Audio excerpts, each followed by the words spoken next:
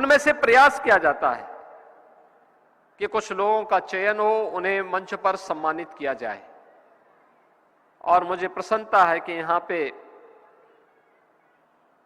अलग अलग क्षेत्र में, शिक्षा के क्षेत्र में अपने विशिष्ट शोध के लिए, स्पोर्ट्स के क्षेत्र में जिन्होंने गोरखपुर और देश के नाम को आगे बढ़ाने में योगदान दिया है, कला के क्षेत्र में या फिर अन्य क्षेत्रों में भी, कृषि के क्षेत्र में भी जिन्होंने कुछ नया करने का प्रयास किया, उन सभी ऐसी विभूतियों को आज इस मंच पर फिर से सम्मानित किया गया। मैं इस अवसर पर गोरखपुर से जुड़े हुए इन सभी विभूतियों को, जिन्हें आज यहां पर गोरखपुर गौरव से सम्मानित किया गया है, मैं उन्हें हृदय से बधाई देता हूं, अपनी शुभकामनाएं उनके प्रति व्यक्त करता हूं।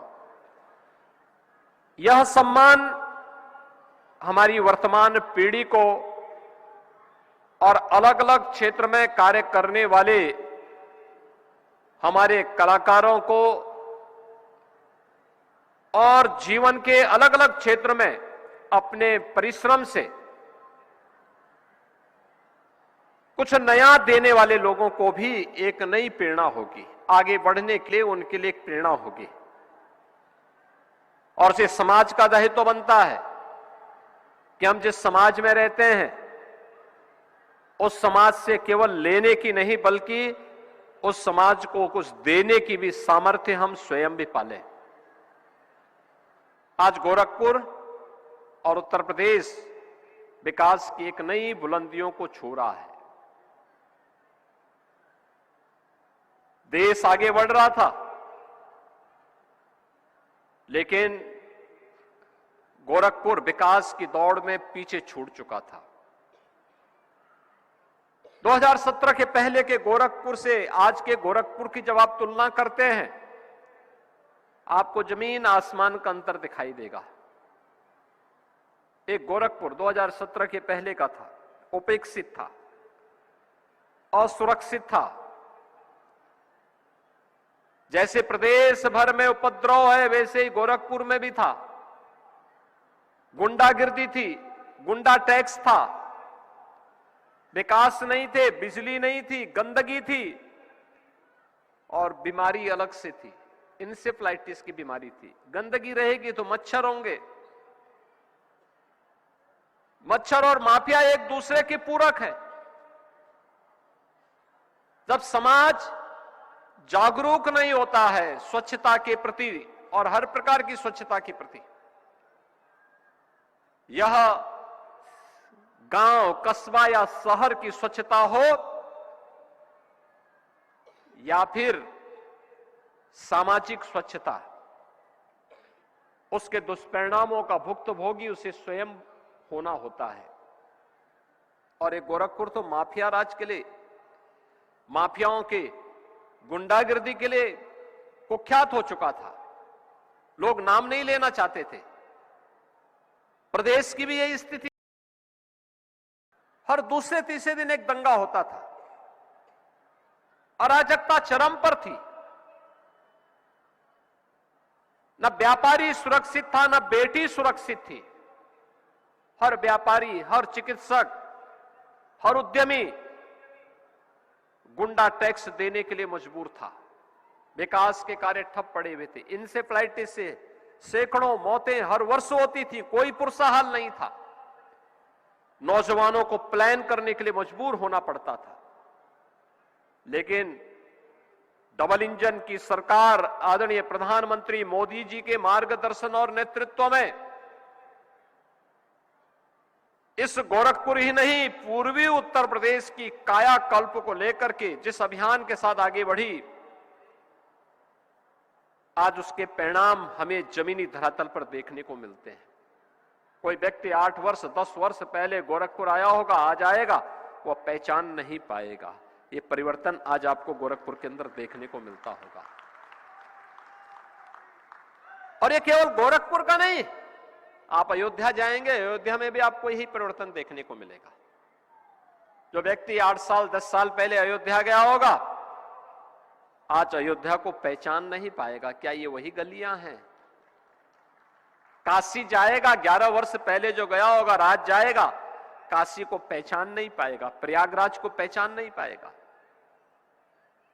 बाहर से लोग आते हैं, दक्षिण भारत से लोग आते हैं, मुंबई से लोग आते हैं लखनऊ में, और जो 8 वर्ष 10 वर्ष बाद आया है आज वो पहचान नहीं पाता है, कहता क्या यही लखनऊ है?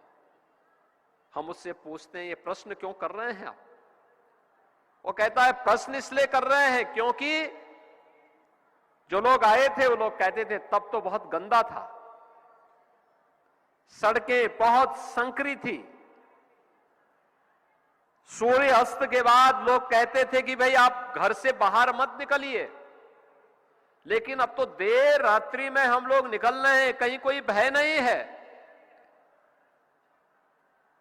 और यह जो चेंज है यही हमारी समृद्धि का भी और यहां की खुशहाली का आधार भी है।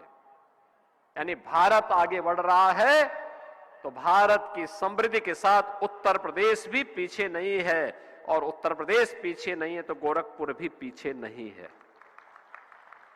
सभी ने अपनी दूरियां तय की हैं। कोई सोचता था ये बंद खाद का कारखाना चल पाएगा, गोरखपुर में एम्स होगा, बीमार बीआरडी मेडिकल कॉलेज फिर से स्वास्थ्य का एक बेहतरीन केंद्र बनेगा। कोई सोचता था 4 लेन 6 लेन की सड़कें गोरखपुर में होंगी। हमें 10 वर्ष पहले लखनऊ जाना होता था तो 8 से 10 घंटे लगते थे, आज 3.5 घंटे में आप सड़क मार्ग से लखनऊ पहुंच सकते हैं। ये कालीबाड़ी के बाबा है ना, ये कब लखनऊ जाएं और कब लखनऊ से वापस हो जाएं तब हमें पता लगता है जब ये वापस गोरखपुर आकर के अपना फोटो अपने फोन पर फिर से अपलोड करते हैं कि मैं लखनऊ में फलानी फलानी जगह गया था। यानी पूरी जजमानी करके आ चुके होते हैं इतनी देर में वो लखनऊ से। ये चेंज है। अयोध्या आज से 10 साल पहले जब हम लोग जाते थे 6 से 8 घंटे लगते थे, आज मात्र 1.5 से 2 घंटे के अंदर आप अयोध्या पहुंच सकते हैं। काशी आज से 5 साल पहले आप जाते थे गोरखपुर से 5 से 6 घंटे लगते थे, अब मात्र 2.5 घंटे में आप वाराणसी पहुंच सकते हैं। हर ओर से 4 लेन और 6 लेन की कनेक्टिविटी। 17 के पहले गोरखपुर में एक वायु सेवा थी, वह भी कभी कभी आती थी। हम लोगों को अगर इमरजेंसी में दिल्ली जाना होता था तो पहले लखनऊ जाते थे, लखनऊ से फिर हम लोग दिल्ली की फ्लाइट पकड़ते थे, या 14 घंटे ट्रेन में बैठ करके हम लोग जाते थे। आज लखनऊ से गोरखपुर से दिल्ली हो, मुंबई हो, कहीं की दूरी को 1 घंटे में 1.5 घंटे में हम पूरी कर सकते हैं। कनेक्टिविटी इस रूप में, इंफ्रास्ट्रक्चर इस रूप में, और इन्वेस्टमेंट जब सुरक्षा का बेहतर वातावरण होता है। गोरखपुर में पिछले 8 वर्ष के अंदर 8 वर्ष के अंदर हजारों करोड़ रुपए का निवेश हुआ है। इस निवेश के माध्यम से गोरखपुर में 50,000 से अधिक नौजवानों को नौकरी मिली है। 50,000 से अधिक नौजवानों को, यानी जिस कार्य के लिए जो ये 50,000 नौजवान गोरखपुर में औद्योगिक क्षेत्र में निवेश के परिणाम स्वरूप नौकरी पाए हैं, आखिर ये भी तो कहीं जाते, देश के अंदर जाते, पलायन करते। आज उन्हें अपने ही घर में, अपने ही क्षेत्र में, अपने ही जनपद में नौकरी प्राप्त हो रही है। पहले गोरखपुर में एक विश्वविद्यालय था, आज गोरखपुर में 4 विश्वविद्यालय हैं। आज गोरखपुर में होटल मैनेजमेंट का भी इंस्टीट्यूट खुल चुका है। नाइलेट का भी स्किल डेवलपमेंट का एक नया सेंटर गीड़ा में हम लोगों ने प्रारंभ करवा दिया है। अटल आवासीय विद्यालय अब केवल जिनके पास पैसा होगा वही नहीं पढ़ेगा, बल्कि गरीब से गरीब बच्चा भी अत्याधुनिक शिक्षा प्राप्त कर सकता है। अटल आवासीय विद्यालय सहजनवा में बनकर के आज यहां के हर बच्चे को, प्रदेश के हर गरीब बच्चे को आगे बढ़ने के लिए एक नई ऊंचाई प्रदान कर रहा है। ये जितनी भी उपलब्धियां होती हैं, अपनी विरासत के साथ साथ विकास की यात्रा को शोकेसिंग करने का एक प्लेटफॉर्म मिल सके, एक मंच मिल सके, उस मंच को प्रस्तुत करने का एक आधार होता है।